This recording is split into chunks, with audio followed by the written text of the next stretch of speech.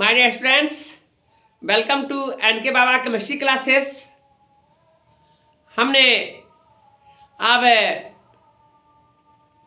NCERT का main points जो होते हैं जो एग्जामिनेशन के लिए काफ़ी महत्वपूर्ण है उसको पढ़ाना प्रारंभ कर दिया है और उसका हमने नाम दिया है परीक्षा मंथन। जिस तरह से आप लोगों को कम समय में अच्छा रिजल्ट लाने की ज़रूरत है इसीलिए हमने संपूर्ण किताब को बहुत कम समय में और मेन पॉइंट को लॉजिक के रूप में एकदम इतना अच्छा से बतलाना चाहते हैं जिससे आपको ऑब्जेक्टिव, सब्जेक्टिव, लॉन्ग क्वेश्चन सबके सब बन जाएगा। केवल और केवल आपको ध्यान देने की आवश्यकता है। अब जानते ही हैं कि आज 11 जनवरी हो गया, दिन प्रतिदिन कई दिन घटते जा रहा है और आपकी इस परीक्षा का समय निकट आ रहा है। तो परीक्षा में अच्छा नंबर लाने के लिए कुछ तो पढ़ाई के बदलाव लाना होगा। क्योंकि आप लॉन्ग क्वेश्चन को कैसे रट पाएंगे, थोड़ा सा मैं यहाँ समझा दूंगा तो आप जो है उसका डीलिंग कर लेंगे, आप उसको अपने ढंग से लिख सकते हैं। तो इस तरह से कुछ आवश्यकता है, कुछ नई नई बातों को जानना, नए नए तरीकों को जानना, जो हम यहाँ पर आप लोगों को लेकर के आए हैं। हम यहाँ पर इसके पहले वाला वीडियो में ऑर्गेनिक केमिस्ट्री ही पढ़ाए हैं, तरह तरह का तरीका दिए हैं और उसको देख लेने के बाद दुनिया की कोई भी केस नहीं लड़ेगा, कोई भी किसी भी टीचर के नोट से नहीं आएगा, लेकिन मैं जो पढ़ा रहा हूँ वह जरूर आएगा। कारण है कि हम संपूर्ण किताब के अध्ययन छोटे समय में और छोटे से क्या कहते हैं नोट्स के माध्यम से हम आपको प्रोवाइड कर रहे हैं, बतला रहे हैं और उसको डिस्कस करा रहे हैं, जो आपके लिए सजीवन बूटी से कम नहीं होगा। इस बात को समझते हुए आप पढ़िए। हमने इसके पिछले वाले वीडियो में हमने अल्केन, अल्कीन, अल्काइन के बारे में चर्चा किया है, साथ साथ विटामिन्स के बारे में चर्चा किया है। इसके अलावे जो पॉलीमर होते हैं उसका मोनोमर की बात होता है उसका भी चर्चा किया है। कुछ पॉलीमर की बात यहाँ करते हुए फंक्शनल ग्रुप पर हम फोकस कर रहे हैं जो काफ़ी महत्वपूर्ण है। आपको aldehyde, ketone, carboxylic acid, amide, ester, amine, ये सारे जो फंक्शनल ग्रुप है उसमें से एक न एक आपको एग्जामिनेशन में आते ही रहते हैं। आप देखिए, क्वेश्चन बैंक को उठा के रखिए। हमने तो क्वेश्चन बैंक को बहुत बढ़िया से पढ़ा दिया है। ऑब्जेक्टिव पढ़ लिए, आपका अच्छा रिजल्ट आ जाएगा। हमने टू द पॉइंट्स ऑब्जेक्टिव का क्वेश्चन बैंक के एनालाइज करके पढ़ा दिया है, उसको देखते रहिए। इसके अलावे भी हमने उस चैनल पर बहुत सारे टॉपिक्स चैप्टर वाइज भी अपलोड किए हुए हैं, उसको भी देख करके आप लोग पढ़िए। अच्छा से अच्छा जरूर नंबर आएगा, सब भी आ जाएगा एग्जामिनेशन में। मैं कहता हूँ ना, इस बात को समझिए। इसलिए मैं चैलेंज कर रहा हूँ कि मैं किताब की हर बातों को कम समय में थोड़े से बातों में निपट के रख दिए हैं जो आपके लिए बेहतर है। तो आइए अब देखिए, हम थोड़ा सा आगे की बात कर रहे हैं। यहाँ पर आइसोप्रीन और नियोप्रीन की बात कर रहे हैं। दोनों जो है रबर है, आइसोप्रीन भी रबर है और नियोप्रीन भी रबर है। तो isoprene natural rubber, isoprene natural rubber. Natural rubber क्या है? तो आइसोप्रीन है। ध्यान रखेंगे, परीक्षा में पूछे जा सकते हैं कि निम्नलिखित which of the following is isoprene रहेगा, natural rubber, synthetic rubber, both, none of these. तो क्या कहेंगे? नेचुरल रबर रहेगा, होगा उसका आंसर। इसी तरह से नियोप्रीन, दोनों एक दूसरे से लगता है मिलता जुलता है, लेकिन दोनों में बहुत अपोजिट रिलेशन है। आइसो नियो लगता है कि एक ही है, लेकिन आइसो है तो प्राकृतिक रबर है और नियो है तो संश्लेषित रबर है। दोनों को याद रखेंगे बेहतर ढंग से, या इस तरह से। आगे देखिए, अल्कोहल, अल्कोहल को OH या ROH के नाम से जानते हैं। OH है या ROH है। एल्डिहाइड CHO, कितना बार पूछे हुए, या उसमें एल्किल लगा देंगे, एल्किल एल्डिहाइड RCHO हो गया। और इधर हम संरचना स्ट्रक्चर के रूप में रिप्रेजेंट किए हैं। नेक्स्ट है ketone. Ketone ketone CO double bonded, दोनों तरफ से डबल बॉन्ड होंगे किसमें, कीटोन में, और उसमें आपको कार्बन ऑक्सीजन डबल बॉन्ड, और यह है इसको कार्बोनिल भी कह सकते हैं, एल्डिहाइड और कीटोन को कार्बोनिल भी कहा जाता है। और आप देखिए दोनों बॉन्ड जो है ओपन है, उसमें एल्किल लगा दिए तो एल्किल हो गया, और यह हो गया इस तरह से हो गए। तो आप कीटोन के लिए सारी बातों को ध्यान में रखिए, अक्सर पूछे हुए हैं क्वेश्चन एग्जामिनेशन में।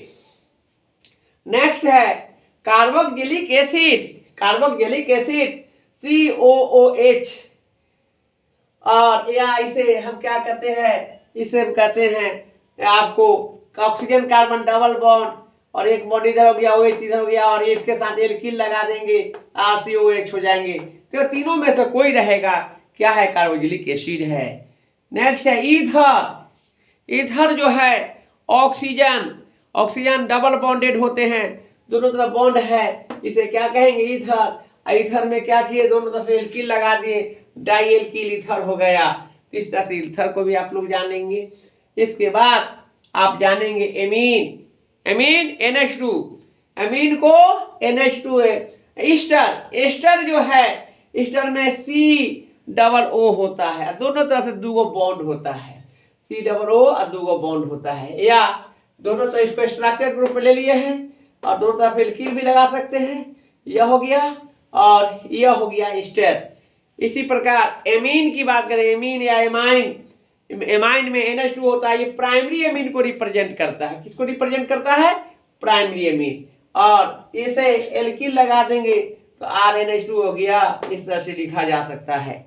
एमाइड, एमाइड जो है, amide CONH2, amide single bond CONH2 होता है, या स्ट्रक्चर ग्रुप में C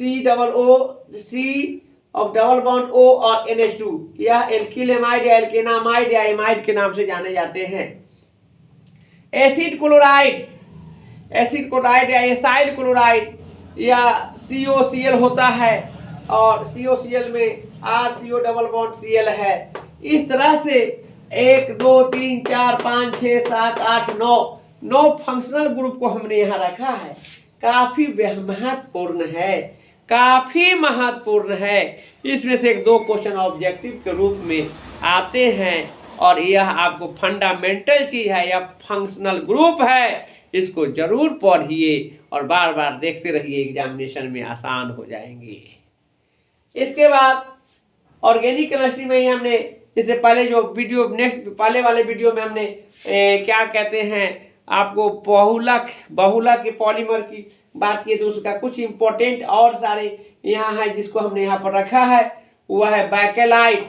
बैकेलाइट जो है वह है, उसको यह पॉलीमर है, और पॉलीमर का मोनोमर है फिनॉल और फॉर्मल्डिहाइड, फिनॉल और फॉर्मल्डिहाइड, फॉर्मल्डिहाइड, यह दोनों मिलकर के क्या बनाता है, तो यह बनाता है बैकेलाइट बनाता है। यानी बैकेलाइट में कै गो मोनोमर, 2 गो, कौन कौन, फिनॉल और फॉर्मल्डिहाइड होता है। तो इस तरह से ध्यान में रखना है।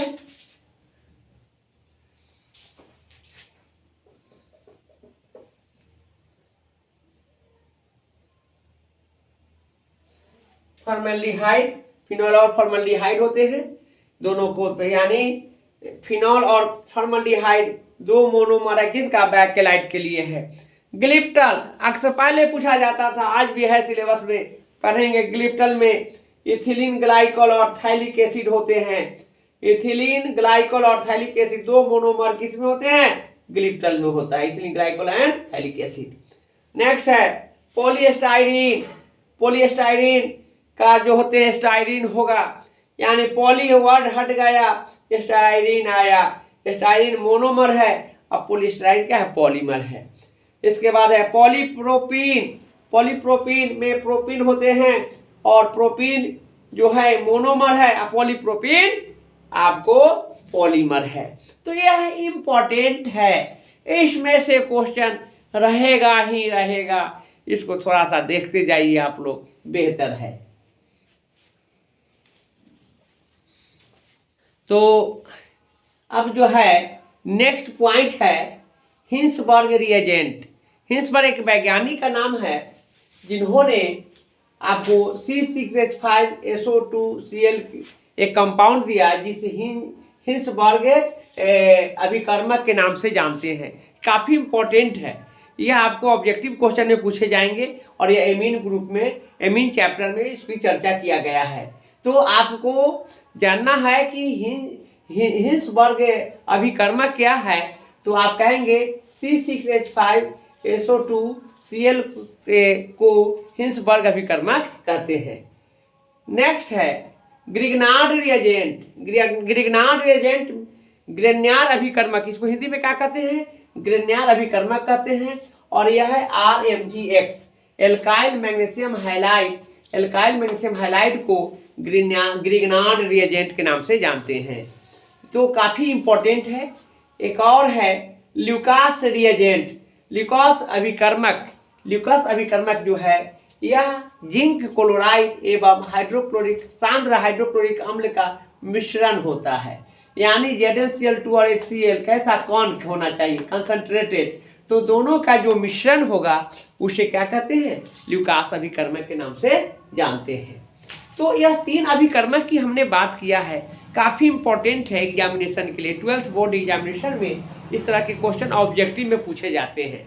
तो पूरे बुक में 3 रिएजेंट की चर्चा किया गया है, जो तीनों को हमने एक साथ इंक्लूड किया है, एक साथ रखा है और काफ़ी इंपॉर्टेंट है। तो हिंसबर्ग अभिकर्मक का मतलब C6H5SO2Cl और ग्रिग्नार्ड अभिकर्मक का मतलब RMgX और ल्यूकास अभिकर्मक यानी ZnCl2 और सांद्र हाइड्रोक्लोरिक अम्ल, यह दोनों का मिश्रण, यह तीनों अभिकर्मक को आप लोग ध्यान में रखेंगे। बहुत बहुत इंपॉर्टेंट है यह। इसके बाद है ग्लिसरॉल। ग्लिसरॉल ट्राईहाइड्रिक होता है। ग्लिसरॉल एक प्रकार का एल्कोहल है। कैसा एल्कोहल है? तो ट्राईहाइड्रिक है, यानी आपको 3 कार्बन के साथ 3 हाइड्रोक्सी समूह जुड़े रहते हैं कार्बन से, तो उसे ग्लिसरॉल कहते हैं। यह पूछा गया है कि glycerol is trihydric alcohol, monohydric alcohol, tetrahydric alcohol, dihydric alcohol. तो क्या कहेंगे? Trihydric alcohol. यानी ग्लिसरॉल ट्राईहाइड्रिक एल्कोहल होता है। हमने हिंदी और इंग्लिश दोनों साथ साथ लिख दिए हैं। जो स्टूडेंट्स हिंदी मीडियम के होंगे उनको भी दिक्कत नहीं होगा और इंग्लिश मीडियम के भी स्टूडेंट को दिक्कत नहीं होगा। यह 1 लाइनर पॉइंट है, इसलिए हमने दोनों को एक साथ इंक्लूड किया है। इससे और फायदा ही होगा।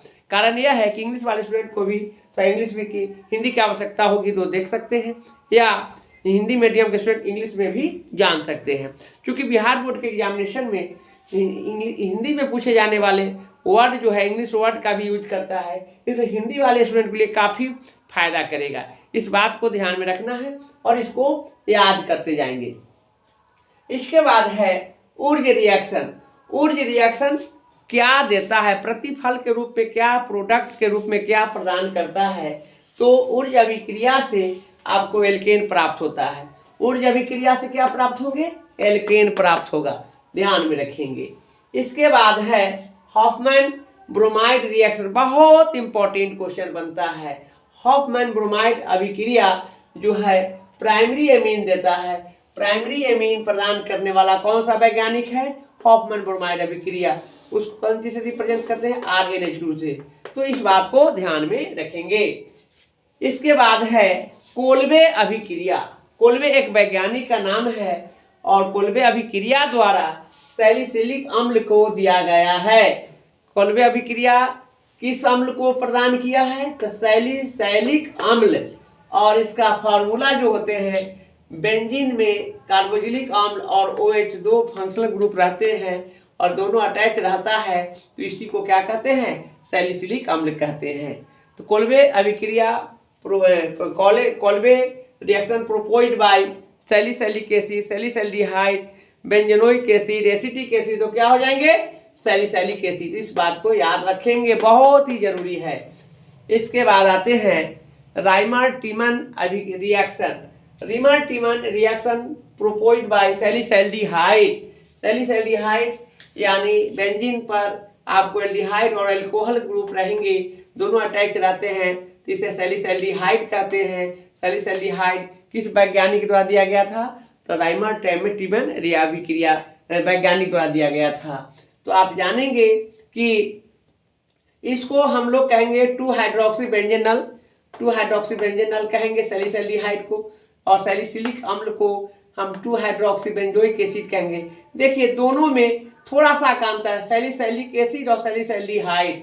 सैलिसैल्डिहाइड रहेगा तो कोल्बे रिएक्शन होंगे, सैलिसैलिक एसिड होंगे तो आपको सैलिसैल्डिहाइड होगा तो राइमर टीमर रिएक्शन होंगे, सैलिसिलिक एसिड होंगे तो कोल्बे रिएक्शन होंगे। बहुत बहुत इंपॉर्टेंट है, इस बात को हमने पूरे किताब का, ऑर्गेनिक किताब का जो इम्पोर्टेंट पॉइंट्स है उसको हमने यहाँ पर इंक्लूड किया है।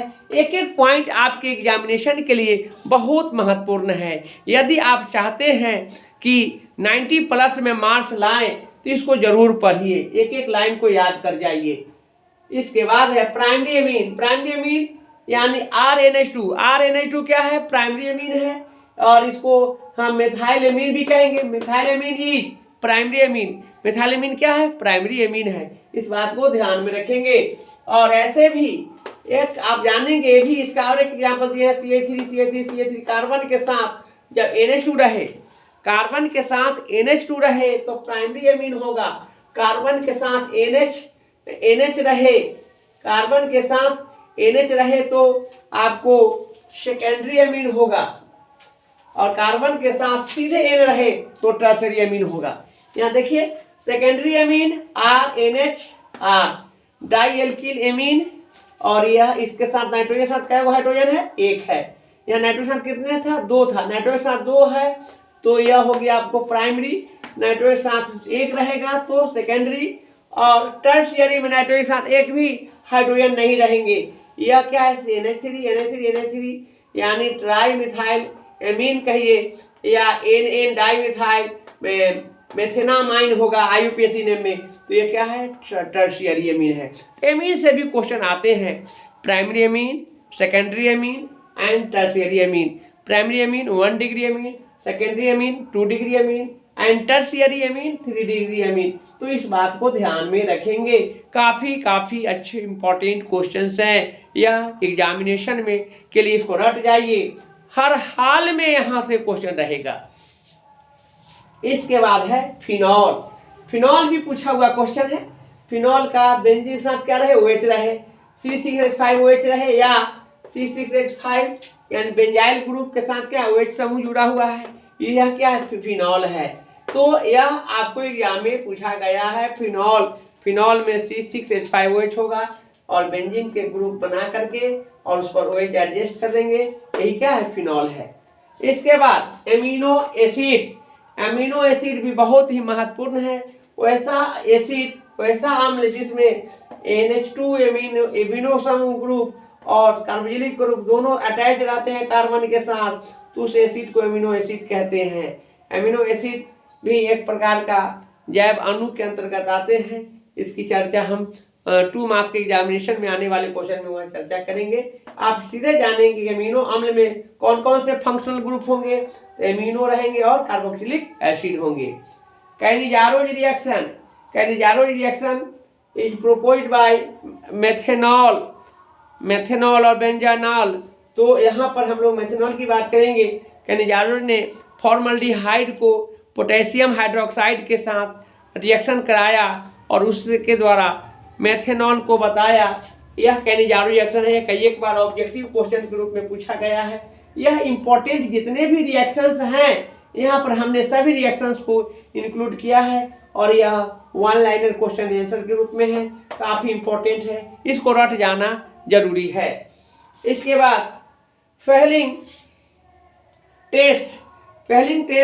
फेलिंग परीक्षण काफ़ी इंपॉर्टेंट है। फेलिंग टेस्ट के द्वारा जो प्रोडक्ट बनता है उसमें प्रिसिपिटेट अवक्षेप पदार्थ होते हैं, वह होता है क्यूप्रस ऑक्साइड, और क्यूप्रस ऑक्साइड जो होते हैं वह होते हैं रेड ब्राउन कलर का होता है। यह क्वेश्चन पूछा गया क्वेश्चन है। रेड ब्राउन कलर प्रोपोज्ड जो प्रोडक्ट के रूप में आते हैं, कैसा टेस्ट है? तो फेलिंग टेस्ट है। इसका कलर क्या होगा? तो रेड ब्राउन होगा। कैसा रहेगा? प्रिसिपिटेट, लाल भूरा अवक्षेप, लाल भूरा अवक्षेप प्रदान करने वाला लाल भूरा अवक्षेप किस टेस्ट के द्वारा आता है? फेलिंग टेस्ट के द्वारा। और उसमें कौन सा कंपाउंड आएंगे? तो Cu2O Q प्लस ऑक्साइड आएंगे। तो इस तरह से हमने कुछ इंपॉर्टेंट पॉइंट्स को ऑर्गेनिक केमिस्ट्री का रखा है, जो हर हाल में इसको याद करने की आवश्यकता है। एग्जाम का निकट समय आया है और केमिस्ट्री एक ऐसा विषय है कि कहीं से भी कितना हो पढ़ के जाइए, क्वेश्चन छूट जाता है। लेकिन मेरा यह चैलेंज है कि आपको छूटेगा नहीं। छूटने का कारण नहीं इसलिए होगा कि ये सारे जो पॉइंट्स हैं यह सबके सब एनसीईआरटी किताब का है और सबके सब क्वेश्चन सारे यहाँ से पूछा गया क्वेश्चन सब है। इसलिए आपको इसको पढ़ लेने की आवश्यकता है। केमिस्ट्री में बेहतर रिजल्ट लाने का हम बहुत ही बड़ा आपको आप लोगों के साथ हमने रखा है और यह आपको टू द पॉइंट से है। इसको याद करके आप 100 तो नहीं लेकिन 80+ में मार्क्स जरूर लाएंगे। इतना रट जाइए। और साथ ही साथ हमने कभी कभी 2 मार्क्स का क्वेश्चन, 5 मार्क्स का क्वेश्चन पढ़ाते आ रहे हैं और क्वेश्चन बैंक को हमने पढ़ा ही दिया है और एनसीईआरटी की हर बात को यहाँ इंक्लूड किया है। यह क्वेश्चन नहीं छूटेगा। आप लोग एकदम अच्छे ढंग से इसको तैयारी कर लीजिए। अब समय कम है, थोड़ा थोड़ा देखते जाएंगे तो यह आपको संपूर्ण ज्ञान हो जाएंगे, संपूर्ण एग्जामिनेशन की तैयारी हो जाएंगे। तो इस बात को मैं क्या कहूँ, विशेष रूप में आप इसको जो है पढ़ जाइए और अच्छा से अच्छा मार्क्स लाइए। तो इस तरह से आप लोग इसको एक बार देख लीजिएगा।